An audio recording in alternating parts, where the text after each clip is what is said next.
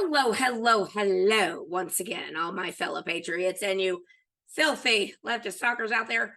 You are listening to Angela's Soapbox on Raging Elephants Radio. My name is Angela Box.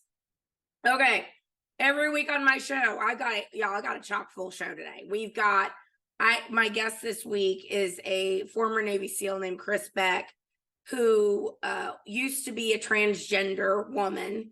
But as he says, he's just played lady dress up. He didn't go through the whole bottom surgery, thank God.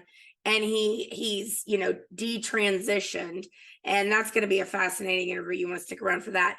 But I've got so much stuff today, so much stuff. But before we dive into all that, let me get some quick housekeeping out of the way.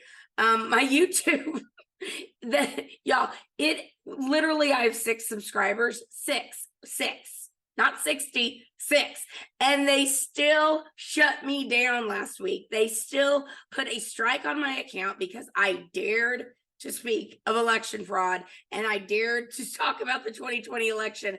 I'm like, how did you all even find this? Is my question, because I didn't have any hashtags or anything like that. Whatever. My YouTube is at Angela Soapbox. Same with BitChute and Rumble. Instagram and Twitter are at The Box That Rocks. Facebook is Angela Box Public. Truth Social is at Angela Box. And my website, which is getting revamped within the next month or so, and I'm so excited, it is angelasoapbox.com. Okay, as I mentioned, every week on my channel, I like to give a sea turtle killing plastic straw to some filthy leftists or sometimes some Republicans that deserve it. And this week it's a tie because the Texas legislative session is coming to an end, and our erstwhile Speaker of the House, guy named Dade Phelan, who is a rhino as they come. I think even more rhino-y than Joe Strauss, if that's possible. But Joe Strauss had more of a like a Bush air to him about him. He was more sophisticated and put together, and Dade Phelan, not so much, but he is definitely rhino-y. And this guy shows up drunk to be Speaker of the House this week, and everyone's calling him out. Ken Paxton is calling on him to resign. So it's going to Dade Phelan for being a worthless speaker, and it's also going to the Democrats, who basically they stopped a bill going through that would basically make it so that if you had a bond and you were a felon, you would have a hard time getting a PR bond especially if you had a capital crime or anything like that. So let's take a sip. Okay, I'm trying to find this article, and it's being annoying because of course it's it's hard to find because it's the Houston Chronicle. But let me just read you the headline here because it's not allowing me to go behind the paywall. GOP bail restrictions killed in Texas House amid Democratic delay tactics, feuding between chambers. So here's what I know about Texas legislature, okay? And this may be like it is in most states. The Republicans and the Democrats, they play a good game of acting like there's a lot of differences between them. And this is how it is in Texas. But when they get behind the scenes, they're very convivial. They're very collegial. They're friends. So in order for things to really get done, Republicans kind of have to be dicks, for lack of a better word, and not be worried about if the Democrats are going to like them or not. And unfortunately, we still have a lot of people, especially in the House, that are pretty squishy and pretty rhino-y. So essentially what's going on is this, and I got a chance to see Andy Kahn a couple days ago at the Greater Houston Pachyderm Club. And basically what happened was this. He was talking about that there were 2 bills that were getting ready to hopefully pass. And they were called, Senate Bill 1318 and Senate Joint Resolution 44. Now that's the Joan Huffman bill, because that's the bill that Whitmire voted on, Alvarez voted on, the decent Democrats. So this is Andy Kahn's quote. Now he is with he is with Houston Crime Stoppers. And if you're not following Houston Crime Stoppers, you need to be, because he's doing yeoman's work. And, you know, when the left is all gunning for you, you're doing something right. Now, he's a nonpartisan guy, and he'll be the first to tell you that. But I'm just saying, this guy's a hero in my book. So this is what happened. This is what he sent to the Texan. Obviously, we are disappointed to once again come right up to the cusp of having SGR 44, which would have simply allowed Texas voters the opportunity to decide whether judges should have discretion not to grant bond to defendants charged with certain violent crimes, yanked at the last minute without discussion. So that tells me that the Republicans are the ones who yanked it at the last minute. They got some backroom deal with the Democrats, and they're like, no, we're not going to do this. So this is amazing. This means that we have no issues with releasing convicted felons charged with gun and felonious possession of a weapon, gun violations, and defendants charged with possession of a prohibited weapon, machine gun, right back to the community on PR bonds. Now, a PR bond, guys, is a personal recognizance bond. So it's hilarious, isn't it? These leftists, these Democrats, these pearl clutching Republicans, they want to talk about gun violence. They want to talk about we need more gun laws and more gun restrictions, and we need more restriction on legal gun owners. No. What the Democrats want is they want to make a show of it. Every time there's a school shooting, every time there's a mass shooting, they want to basically say, see, this is why we need X, Y, and Z. They want to restrict the Second Amendment. That's the bottom line. They don't give a crap. Moms demand action. You know, the David Hogg group, David Hogg, who was one of the kids in the Parkland shooting, he was one of the Parkland shooting survivors. He and that other, you know, angry lesbian Emma, whatever her face is, they work with Moms Demand Action, and Moms Demand Action is a Democrat-run front group. And basically, you know, they want to restrict your ability to carry a weapon at any time. That's the end goal. But they don't give a crap about gun violence that goes on in our cities and in our streets. They don't care. They don't bring any of this up, because you know why? I'll tell you why. And this is the dirty little secret that the left doesn't want to tell you, okay? The reason why the groups like Moms Demand Action and gun control rights groups don't want to talk about gun violence in urban communities, and you notice I use the word urban, is because the people committing the crimes are the wrong color, okay? If it was a white guy going around and shooting up the inner city, they would be all over this. But because it's Black people primarily committing all of these gun crimes, and that's just statistical what it is. I'm sorry if you don't like the statistics. Maybe you want to have a come to Jesus with the Black community, but I digress. The reason these people don't want to talk about that is because it hits right close to home, and they don't want to admit, and they don't want to talk about the failures of the Democrat Party when it comes to the Black community. They don't want to talk about Black on Black crime. They don't want to talk about felony gun violence. They don't want to talk about any of that. They just want to disarm law-abiding citizens. That's all they're interested in doing. And that is 100% the real deal, okay? But we have some good news that came out of the Texas House this week. We got some election reform going. Let's see. Texas lawmakers, this is Hat Tip Marissa Hanson, who, if you're not following her Substack, you need to. I think it's Substack/Marissa, Merissa. She's awesome. Texas lawmakers approved 2 bills Tuesday aimed at Harris County elections that would give state Republicans the power to remove the county's elections administrator and allow the Texas Secretary of State to oust local elections officials for, quote, good cause after an election complaint is filed. The bills apply only to counties with more than 3.5 or 4 million people, respectively.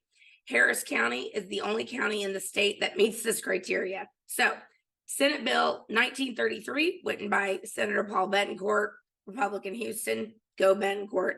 Secretary of State Jay Nelson, who was appointed by Abbott, can remove a local official after conducting an investigation prompted by, quote, a recurring pattern of problems with elections administration. Now, unfortunately for all of us who have been waiting with bated breath. Like, are we ever going to get any justice for what happened in 2022? Are we ever going to see how the sausage was being made in Harris County? Because never forget what they did on election night in 2022. The beginning of the day, well, they set it up a couple days before. They were smart. They got their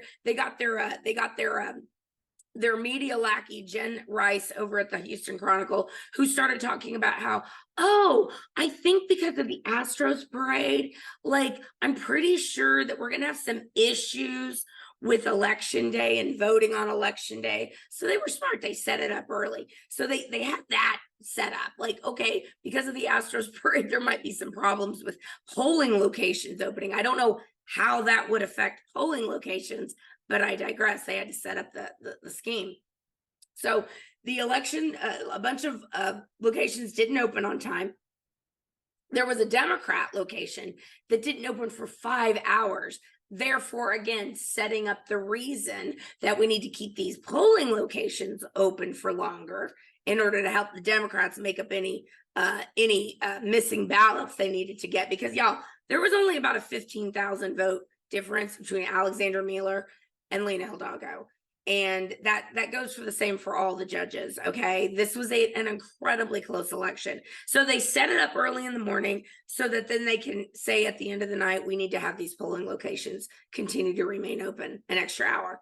Then, of course, what they do, they didn't have enough paper in Republican areas. They didn't have enough toner for the printers in Republican areas. I mean, nothing to see here, not suspicious at all. And then we've got this dirtbag Clifford Tatum, this Washington, D.C.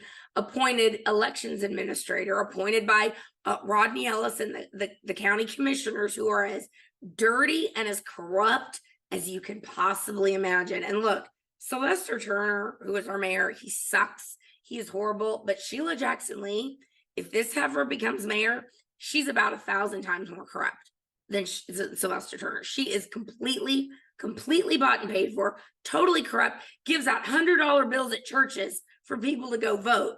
Yes, it's true, she does, and I'm sure they all do, but you know, this has been well documented.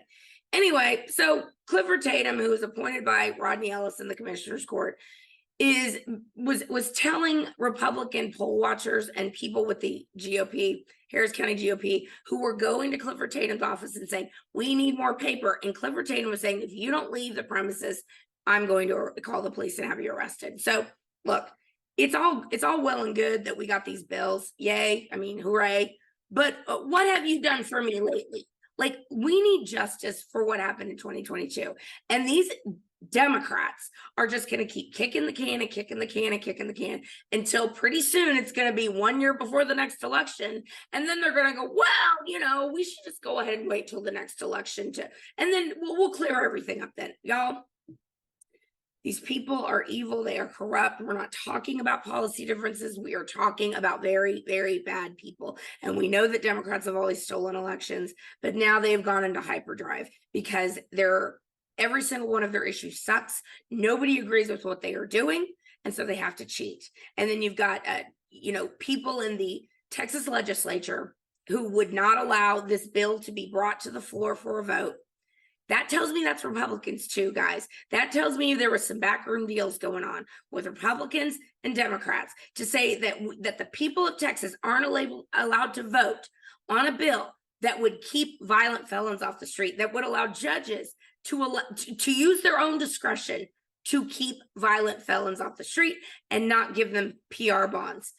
Andy was telling us at this meeting, Andy Kahn of Crime Stoppers was telling us at this meeting that there are people literally on the streets now that keep getting bonded out who have capital murder charges. Do you understand that a capital murder charge could bring the death penalty to these people?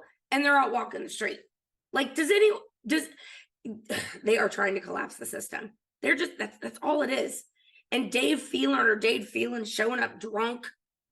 I mean, y'all, this man is a joke. He's a disgrace, but unfortunately, the one coming up behind him sucks also. So we need a miracle in the Texas House. And unfortunately, we only meet every 2 years.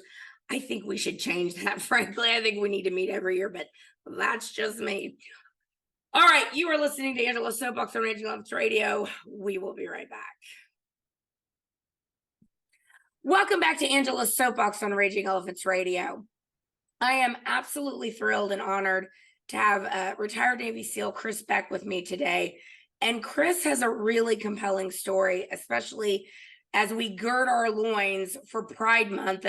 June is coming, as they say. And I really wanted to bring Chris on because Chris is fighting against the radical transgender movement, and he has a very amazing story to tell. So, Chris, welcome to Angela's Soapbox, and glad to have you. Thank you. Thank you very much. So, tell everybody a little bit about, you were a Navy SEAL, you were SEAL Team 6, correct me if I'm wrong, which is the highest Navy SEAL you can be. And you fought in Iraq and Afghanistan. And what happened when you came home? Well, so I was in the SEALs for 20 years and I retired. I left the Navy SEALs, and as a civilian, it's confusing going from the military where everything's just, so precise and so like everything. And then, so that's a pretty big transition going from the military to the SEAL teams. Alone, that's a tough transition. And you add on top of that, all the injuries and PTSD and traumatic brain injury from all the explosions and everything else. There's a lot that veterans go through. The problem right now in America is when veterans come home, especially from war, we're not re-assimilated. So by assimilation, I'm talking about the fact that what we went through is something that no human should ever go through. It's just horrible, warfare and killing and all. It's just carnage, and it's just disgusting. And so that's stuck in our souls. So when we come home, civilians don't want to talk about it. So, and I know that in the Native American cultures, they send the warriors out away and they go fight. When they come back, the warriors are brought back to the fire. And then everybody sits around the fire all together, the entire tribe, and they talk. And they allow the warriors to talk about what happened. They allow the warriors to speak about their experiences.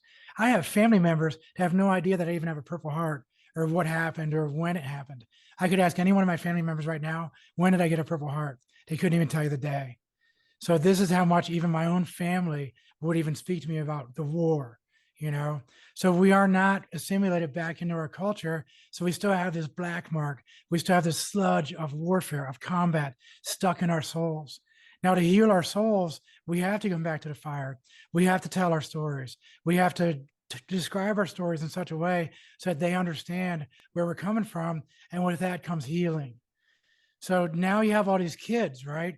And I think they're kind of going through a lot of the same things. They're just not in our culture. They're like kids rebel. If you're a teenager, 12, 13, 14 years old, I had a mohawk when I was a kid. I wanted to do all kinds of stupid stuff. I wanted tattoos. I wanted to have my motorcycle. I wanted to be, a kid. This is what kids do. And so these kids are not growing up, they're being forced into these situations where they're making life-altering decisions as a 12 or 13-year-old, even 10 years old, I've heard. So when I got back, I was going through a lot of stuff. And I had this real disconnect with my family and disconnect with the entire culture. And so where do I go? So I went someplace where I thought I was accepted, but the fact was I got love bombed. Now, love bomb is a term that's used by cults. So when you go into a community, you're hugged and you're told how wonderful you are. And oh my God, you're the most amazing thing ever. Let me stop you there. So when you got back the community, you were embraced by transgender community. Okay. I was embraced by the LGBTQ community because I was different and I grew up a little different. And the fact was I wasn't different. I was just a confused kid who was just still confused. And then as an adult, I would look back at my childhood and I says, well, I kind of want to go back 20 years before I was in the military to what I used to be. What did I used to be? And I was like, well, I was kind of a rebel. I was kind of a punk rocker. I was kind of this, kind of that. And so I found a community that when I walked in the door, I was like, hi, here I am. And they went, oh my gosh, you're amazing. Oh my God. And hugging, love bombing, just like a cult does. So, and it's horrible. So when you have a kid who's 13 years old and they're in junior high or high school and they're going through stuff, they're going through what every kid goes through and they're rebelling and they're going against their parents. They're going against this. They want to get tattoos. They want to ride on a motorcycle and be crazy. That's what kids do. But as soon as they're told, no, another community, the transgender community is going, yeah, you can do whatever you want. You can do anything. You can even get a double mastectomy. You can get all your stuff cut off. You can do this. You can do that. You can wear whatever you want. Oh, you want a new name? We'll call you a new name. And they're love bombed. A 13-year-old being love bombed and being told no by their parents. Who do you think you're going to go to? Right. Now they're being lied to. They're not being told all of the complications with surgery. They're not being told that if you're on puberty blockers as a 13, 14, 15-year-old, you will never have an orgasm in your entire life. You will go to a point where you have no orgasms. You're going to have a double mastectomy. You're going to have everything all cut up, and you're never going to return back to what you could have been. So you never know what you could have been. You're rebelling against your parents. You're rebelling against God, I guess. Yeah. You know, and then what happens is they destroy themselves, and they destroy themselves to a point when you can't return. Now, the fact is 80% of kids who have gender dysphoria before puberty or even during puberty, 80% of those kids will fix the situation. They will figure it out. They go, well, I didn't really have gender dysphoria. I was just a confused, rebellious kid. And I just wanted to do this or that. And then so that 80%. And so now if you have a school, if you have all these psychologists, you have all these people saying, all of you kids will even say, well, I'm kind of confused and I don't know if I'm a boy or a girl. Oh, hey, come on in, you're love bombed. They give them all the information. They're not giving the medical trauma. They're not giving all the stuff. 80% of those kids would have gone back to regular life. Right. But if they're pulling all those kids in, that means 8 out of 10 of those kids are not transgender. Right. But they're making them transgender. They're being love bombed. They're being operated on. They no longer have their parts. They no longer have an ability to even return to normal. Well, let me stop you there because your story is, you can't go back. You can't go back. Your story is so compelling because after you came out of the SEALs and the military, you began your transition and you were living as a woman, correct? And you had I was living as a male dressed up in fake clothing and fake everything. I was a man dressed up like a woman. I was a man using the stereotypes of women to make believe I was a woman. This is what the transgender community is. It's not real women. They're not real. They're just dressing up. It's a bunch of charlatans. They are fake. Just like when I see some of those Catholic people, I see Catholics in all their hats and all their gold, and they're millionaires, and they're running around talking about the poor. So I say the same thing to Catholics. There's a lot of them out there. They're faking it. You're not Christians. You guys are evil. And I'm saying the same thing to the transgender community. I'll say the same thing to anybody else. If you're lying, we're going to catch you. You know, if you're a charlatan, if you're dressing up in a clown suit because you think you're something else, I say the same thing to Catholics because they always bring that up. They go, what about all the pedophiles in the Catholic Church? I said, well, I'm calling them out too. Absolutely. I'm calling out the entire transgender community. Some of y'all might be something, but you're bringing 80% of those kids are not transgender. They're not 80% of those kids, 8 out of 10. You're destroying lives. So how about you be truthful? How about you still telling the whole truth about these surgeries and hurting these kids? About the double mastectomy of a 10-year-old. Do you think she knew what was going on? She was a tomboy. When she turned 18, she would have been okay. But you made her not okay. She'd never be okay. I'm reminded of Shiloh. One more thing. Okay, sorry. The other thing is once you do this, once you start doing all these drugs, do these hormones, you're on hormones forever. Forever. You become a pharmaceutical patient forever. So you don't $100,000 that the insurance companies pay for. You don't think there's money involved? This is a $1 billion industry right now. All these companies out there with all this Target and doing all this clothing and these rainbow crap. It's all money. Do you think they care about you? You're a 13-year-old kid. Do you think anyone cares about you except your parents, except Jesus, except me? I care about you. I love you. I want you to be okay. If you're 8 out of 10 kids are getting destroyed, those 8 kids that you're pulling into your transgender thing, I care about those 8 kids. You can have the other 2 if that's what you want, but you're destroying 8 of those kids. Right. 8 out of the 10 kids is who I care about. Right. You're hurting them. Right. What I find really interesting. I'm passionate about this. I'm sorry. No, please. I mean, it's important because you came out of war in a frame of mind where you were like, my brain is jarbled. I'm not getting support. I felt like I was different. So maybe it's this. And, you know, you wrote a book called Lady Valor. You were on just CNN. Like you were on your new name was Kristen, correct? Kristen. And then when did you start detransitioning? When did you start detransitioning back to normal? So I the detransition is something that's kind of a journey. The problem is when I started this journey, I went to one psychologist, and within about one session, 2 sessions, they're like, here's hormones, here's this, here's this. They never did the sessions. So what happened was I found love in a lady named Courtney, and she's my fiance now. So there was like some real love coming in, and there was also with the love, there were some hard truths. And she was asking me questions. At the same time, I was doing my master's degree in mental health counseling. And everything I'm telling you right now, there's things that I learned while I didn't get my master's degree in mental health counseling. I did all the psychology, I did all the human development, I did all the stuff that you have to do, but I did it on my own because nobody was giving me the truth. So I went out on my own. I was like, all right, you're not going to tell me the truth. I'm going to start figuring this out myself. And that's what I did. And I started seeing the truth. I started seeing all these psychologists and what they were saying were lies. They're not giving you the full thing. They actually took the Diagnostic Statistical Manual, the DSM. They've changed the manual that all psychology uses to qualify these sicknesses, these mental health issues. They changed the manual Yeah, to make it's it crazy. the money. So it's about money.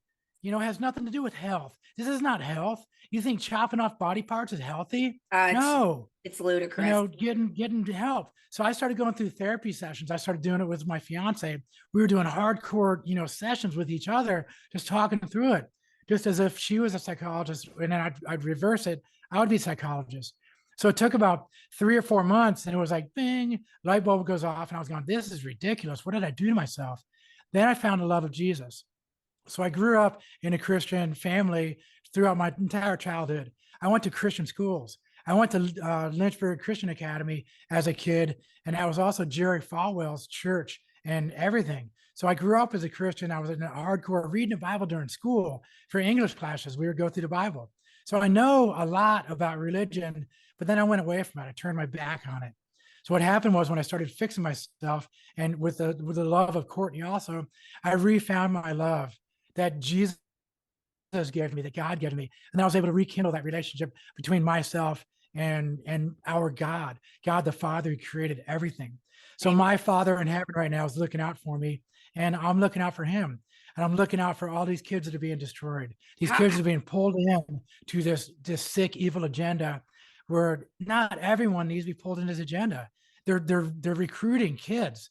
They're doing it by being at Target. They're recruiting babies. Come on. There's something going on here. There's a huge agenda, $1 billion industry, probably $1 trillion now. Trillion. Tell people how they can reach you, and if I'm sure you're on the speaker circuit. You'd be a great speaker to have anywhere. Well, how can people reach you? Actually, I was on a speaker circuit. I was with leading authorities out of Washington, D.C. They fired me, and I hired Fauci. So they wanted Dr. Fauci, and I'm no longer with them. But they didn't really fire me, but they stopped calling. And they said, we're going to take down your website. So there was no way for anybody to talk to me. So I used to be on a speaker circuit. I would charge pretty good, and I was getting all kinds of corporations would hire me. So no corporation wants to talk to me now because I'm a detransitioner. Because you and I'm a Christian. detransitioned. When you transitioned, right they now, loved you, right? They loved me. They were giving me $15,000. To talk for 1 hour, 15 grand. Can you imagine that? Now nobody will even call me. So is there an agenda? So if you're a Christian and you're honest, nobody wants you. So who's oppressed? So now I go to churches and I speak for free, and I just say, hey, I'll speak anywhere. So I went down to the Texas Capitol before they had that big vote on that on the banning of children getting surgery. So I was there and I spoke to a crowd of 300 people. At the end of me talking, there was a standing ovation. Everybody was just cheering. It was like, because I'm a professional speaker. This is what I do, And I spoke at churches. I'm an ordained minister, so I give my own sermons, and I do it all for free now because I don't want to collect money for trying to save people's lives. How can people? So I do ask, hey, if you you throw me on some social money, media, I'll get email? gasoline money. I'll give you some gas money. Or a meal. Throw me a donut. But I want the word to be out there. I will not charge anyone for doing this. My Instagram handle and all of my social media is all the same thing. It's Valor with the number 4 US, Valor for Us. That's on Instagram. So you follow me on Instagram and you get a hold of me, then I'll show up at your church. I But will be like I said, following you, Chris. I will I be following can't you. from my heart, I can't charge for this stuff. Yeah. Just give me some gas, maybe a You're dinner or something, you you are know? doing God's work, and I can't wait to talk to you on my other show, but we have to cut it short right now, guys. You are listening Yeah, I to know it was Angela short. Soapbox on Raging Elephants Radio. Thank you, Chris, and we will be right back. Welcome back to Angela's Soapbox on Raging Elephants Radio.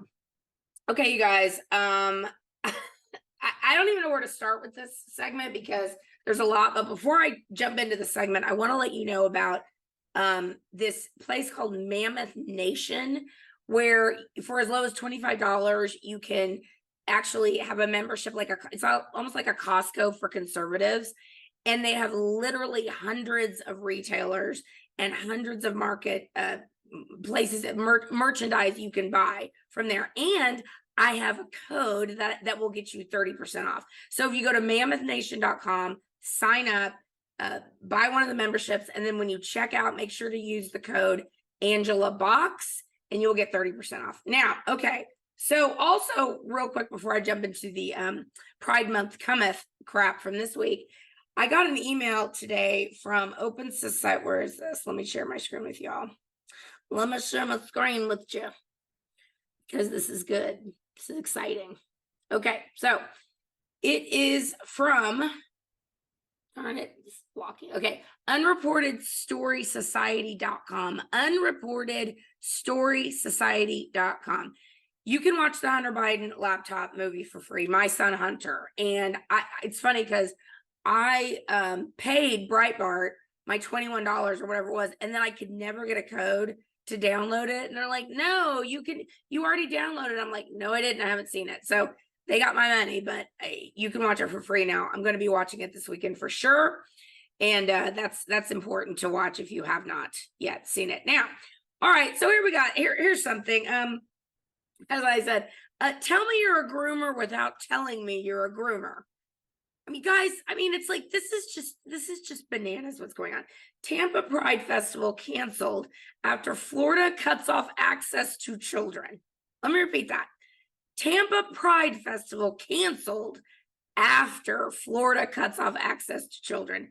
Now, it is not Pride Month yet. They are just slipping into into May more and more. As I mentioned last week, Target is just barfing it everywhere, and Target actually is getting ready to have a bit of a boycott on their hands, and cannot come a moment too soon as far as I'm concerned, because Target is literally showing, like, there was a really good TikTok that's out there, this dad going in there and showing all the queer crap that is literally targeted to kids. It says, one of the shirts says like, trans kids are here to stay, and another shirt says queer.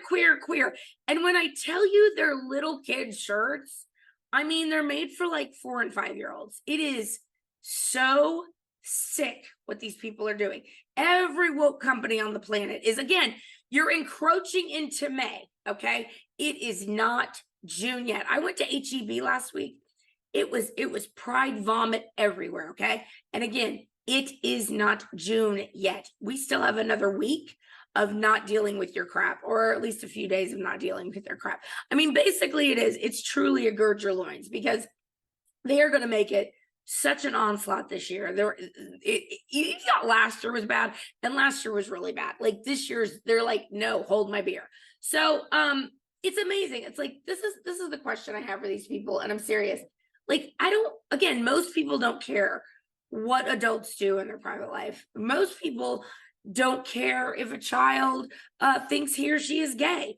That's cool. I had a friend in high school, a dear friend, that turned out gay, and it was funny because I was so close to the situation, I didn't pick up on it when I said, oh, Mom, Bryce is gay, and she was like, duh. So it doesn't matter. People have been gay throughout time. Nobody cares if you're gay. The issue we have is this constant shoving it in the faces of everybody, including children. And it's like, do you need attention? Like, is that what you need? Did you not get attention as a child, and you have to now strut around in a dress? Like Chris Beck was saying in the last segment, he was just like cosplaying what it's like to be a woman. He put on a dress, he put on makeup, he put on a wig. Again, the stereotypes of what it means to be a woman. So it's funny because on the one hand, the psychofeminists will tell us, this is stereotypical. You should not talk about wearing dresses and makeup, and these are not girl things. And that is society, and society tells people that this is what, quote, girls do. But yet on the other hand, you've got men and boys cosplaying as women, the same stereotypes that you just told us we can't embrace as part of being a girl. I get it straight, freaks, okay? Because you're wearing us all slick. You are wearing us all slick. Oh, and here's something. Let me share my screen for this one, because this one is going to make your eyes roll in the back of your head. The Dodgers did something this week. The Dodgers, who, baseball team, whatever, LA team, and I guess they had to bend the knee to the psychos. Dodgers cave to the woke mob, invite anti-Catholic drag queens, quote, sisters of perpetual indulgence, to Pride Night. So if you're watching this, you can see these literal demons that are on the screen. These men they all have beards. They're wearing white makeup on the face. They're wearing weird, like, steampunk hats that are meant to look like nuns' habits, and like white like merkins that makes it sort of look like a priest or a nun. It's just disgusting. It's just absolutely, like, it's such a slap in the face to people of faith. It's just, and they've got the rosary beads. It's just like, let me step back and miss the lightning, because that's what we're dealing with here. We are dealing with demonic people, and I don't know how much more clearer that can get for everybody, but it is what it is. We've got a whole month of this coming up, ladies and gentlemen. Okay. One last thing before we jump into other crap. Woke Fox News imposes transgenderism onto workforce. So, Fox is dead. It is controlled opposition at this point. We know that they are not what they used to be. They are certainly got rid of Tucker, and we found out this week that the reason Tucker got fired, or one of the reasons, was because in the Dominion settlement, Dominion said, wanted Tucker fired. Now, here's what Fox should have done, because I'm sorry, and it is my opinion that there was something real hinky with those machines. I mean, we all saw what went on. We all saw that you could switch votes in real time. Like, we all saw that. We all saw the cyber stealing that was going on from overseas. We were able to track it with computers. Like, the cyber security experts are like, this happened, okay? And we know that there were low-level administrative passwords, like basically saying the password was like password, or the password was administrator. It was like easily hacked. We know that people were going in and doing stuff with these machines that they should have. Look, it's beyond explanation at this point. It happened.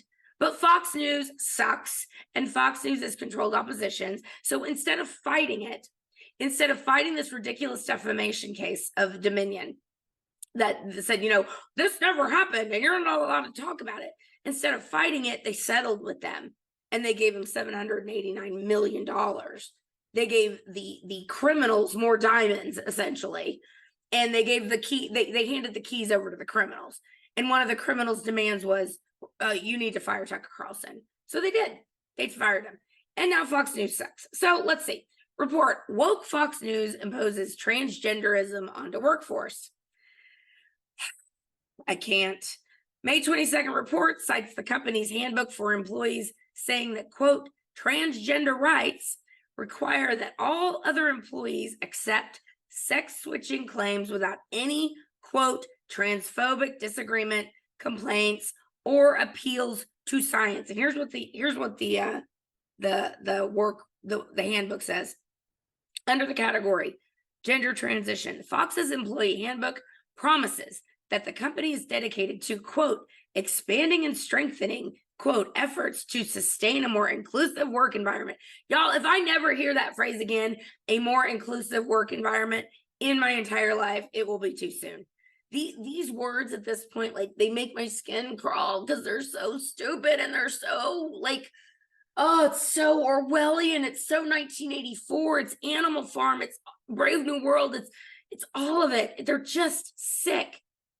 The Fox Employee Handbook is posted on Workday, where employees can see company guidelines or policies. A former employee told the Daily Signal, employees who are, and this is a full quote, employees who are transitioning their gender have the right to be open about their transition if they so choose, and to work in an environment free of harassment, discrimination, or retaliation, and without fear of consequences or transphobia for living openly. So basically, what's going on now is that because of the Dominion suit, Fox News has been completely cuckolded. They are 100% cucks. They are 100% controlled opposition, and ergo worthless. I haven't watched Fox News since Tucker got fired. Like, haven't turned it on, don't care. I think one night I did to watch the stuff about Durham with Hannity, but I only watched it for the guests, if you catch my drift. But it's absurd. The whole thing is just absurd. Now, we've got all kinds of other crap going on. This is some I'm gonna get into some more Durham stuff and what they're doing to cover that up in the shoe warning segment. But this is a good one. I mean, well, first, BLM, or as I call them, BM, they're hemorrhaging money. They're losing all their money, and they can't account for their accounting. Essentially, they're like, where did all the money go? BLM, BM, where is it? Because you raised about $170 million over the past 3 years, $170 million, and yet no one can account for it. It's so good, you guys.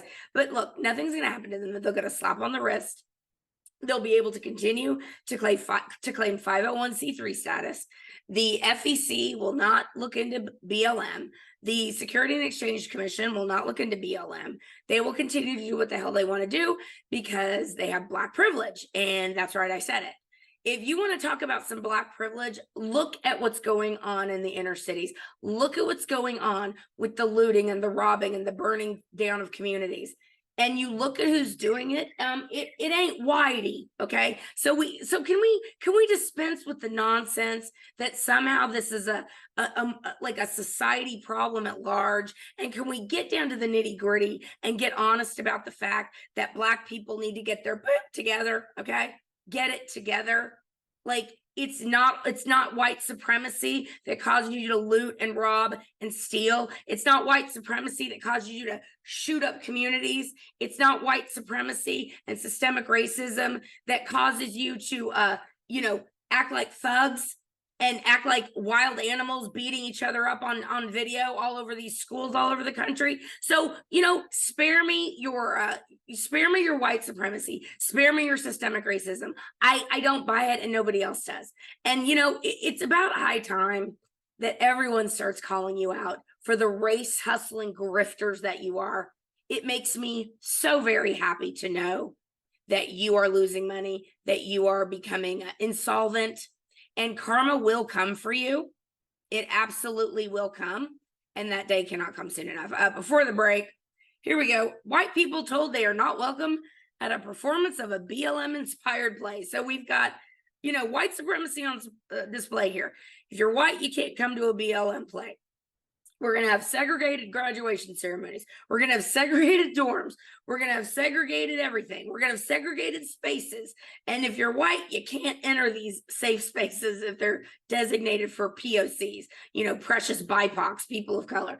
It is so anathema to everything that people fought for in the civil rights movement.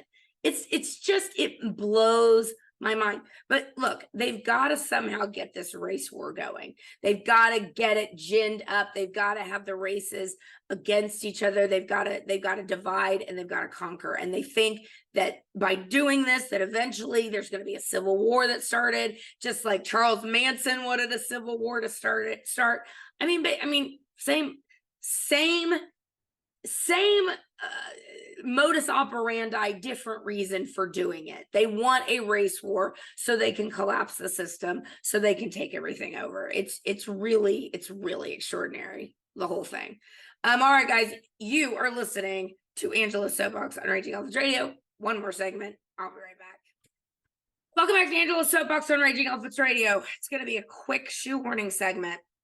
Okay, before we jump away from the crap with Pride Month and Pride Month cometh and all that, Target is evidently facing a backlash, good, and they're afraid they're going to be having a Bud Light situation. So basically, they're doing all hands on deck here because they know that people are pissed and are like over this crap, like we are done. So yeah, Target holds emergency meeting over LGBTQ merchandise in some stores to avoid a Bud Light situation. Now, here's the deal, guys. I love Target. It's true, but I'm not shopping there anymore. Like, I'm not. I'm done. Like, I have enough bikinis. I have enough cute dresses. I can get stuff from other places like MammothNation.com and then use my code AngelaBox like for 30% off. There's a lot of places we can go shop. We don't need to support these monsters. Now, something very curious, as we know, Ron DeSantis is now running for president, which there was a part of me that was like, he's not really gonna run for president. Like he ain't gonna do this. Like it's so dumb. But check this, guys. One of the main, let's see, Republican mega donors. These are two stories that coincide together. Republican mega donor Ken Griffin gives $1 million to the Obama Foundation. And then GOP mega donor Ken Griffin, I'm ready to back DeSantis for president in 2024. So, couple things. And Fox News is on board, of course. Rupert Murdoch is now saying they are going to help Ron DeSantis. Now, y'all, this is so ass backwards and wrong. Because a news organization, regardless of what their personal opinions are, should not be putting the hands on the scales.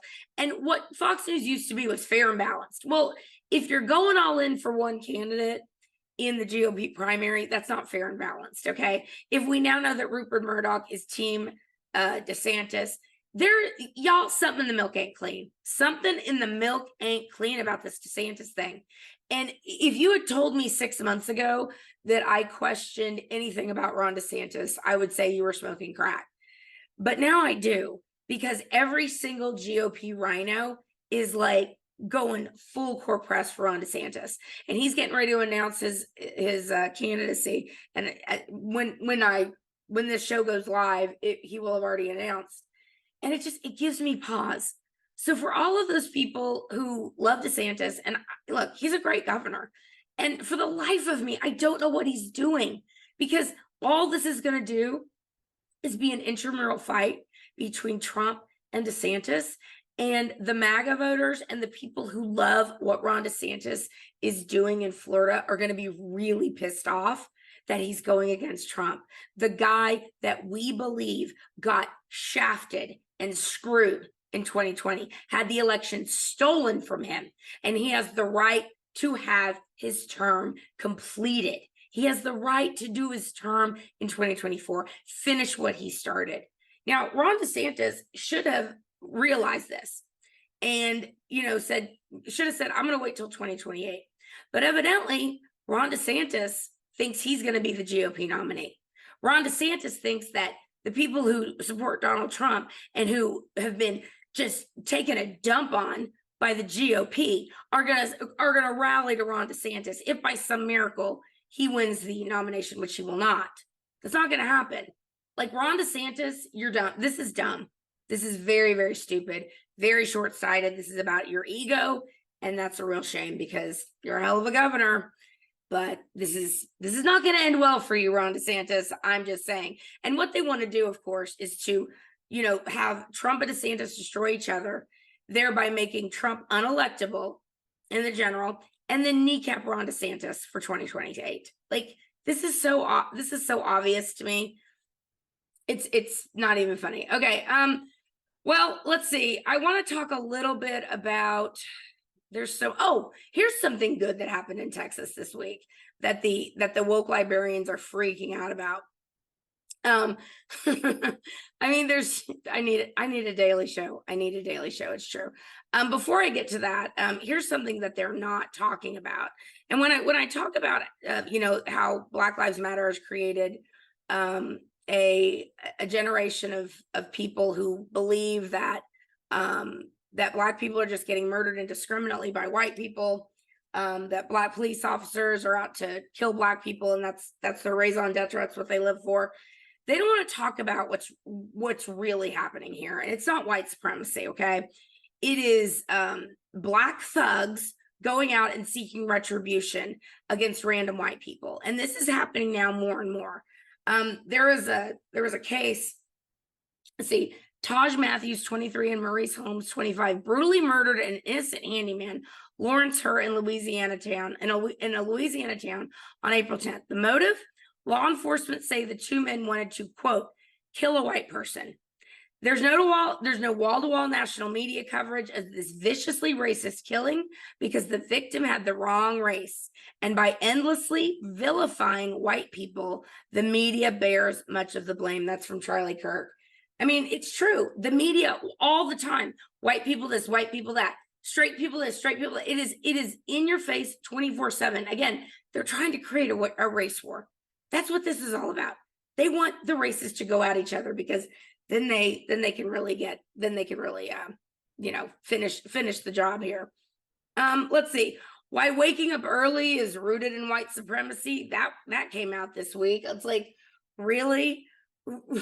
Waking up early and getting up and going to a job is white supremacy. I mean, if this doesn't tell you everything you need to know, what the Democrat Party, what our media, what our culture actually thinks of Black people. They think they're lazy. They think they can't get up early to go to a job. They think they can't have the same standards as other people, behavior-wise or educational standards, having the same. That's why we have to dumb down all the standards because it's racist if we don't. I mean, these are the racists. These are the ones telling people, Black people, well, we know it's hard. We don't expect you to do what, quote, white people do. You could do what you want to do because getting up early and going to the job is white supremacy. I can't, these people, this is clown world, you guys. And I had my friend, one of my HISD moms, she said this, my friend from California is visiting. And I said, update from clown world on Twitter. She said, my friend from California, let me share my screen because it's good. I accidentally stopped my thing. I'm going to have to mush those together. But anyway, let me share my screen with you here because it's funny. So my HISD friend sent this and she was like, basically, I said, update from clown world. My friend from CA is visiting. She works for Google. They said they can't use the phrase all hands on deck anymore because not everybody has hands. I mean, it's just delicious, you guys. It's truly delicious. It's truly clown world. Okay, and I'm running out of time. I didn't even get to the Durham stuff. The Durham stuff is still so crazy because the media will not talk about it. They will not talk about it. And it is so obvious why they won't talk about it because they were all in on it. Everything that all of these people are guilty. The FBI is guilty. DOJ is guilty. Intelligence community is guilty. Comey, McCabe, Strzok, Lisa Page, the FISA judges, Rosenstein, Chris Wray, Gina Haspel, Sally Yates, Lisa Monaco, who I'd never even heard of until Cash sent out this email. Thank you, Cash Patel. John Carlin, Michael Sussman, Christopher Steele, Stephen Halpert, Fusion GPS, Mark Elias, Clinton, Bruce Orr, Nellie Orr, James Clapper, John Brennan, and the fake news. They are all guilty. They are all guilty. I hope next week to talk more about the Durham report. They're doing their level best. Again, pretend it didn't happen, sweep it under the rug. And in fact, last week I was waiting for Fox 26 to call me to see if they wanted me to do anything on the Durham report. I texted several people. I was like, are we seriously not doing the Durham report? It's kind of a huge story. And I actually, I was forbidden from talking about it. on Fox 26 when they had me come on for another topic, and I was going to try and shoehorn it in, slip it in. They wouldn't let me do it. So y'all, when we say controlled opposition, this is truly what is going on. And it blows my mind that half of this country is either completely ignorant of the fact that the Durham report exists, or that any of this even happened in the first place. Our society, our culture is so in the toilet. All right, guys, I could go on, but that is my time. You have been listening to Angela's Soapbox on Raging Elephants Radio. Please follow me on social media. When in doubt, go to angelasoapbox.com. Until next time, everyone, keep kicking ass and taking names. Peace.